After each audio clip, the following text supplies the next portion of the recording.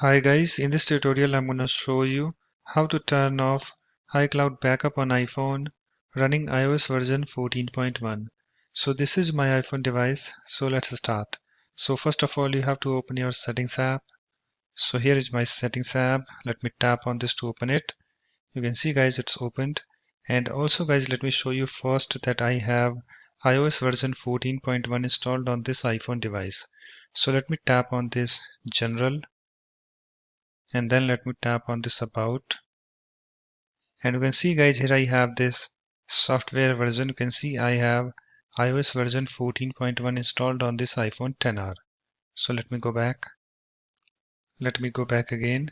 So in order to turn off iCloud backup on iPhone, what you need to do, you have to open your settings app, and after that guys you have to tap on your Apple ID profile name at the top. So let me tap on this, and after that guys you have to tap on this iCloud.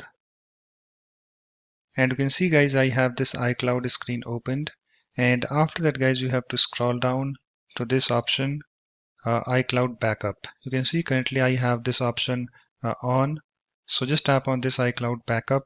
I'm tapping on it and I have this screen opened.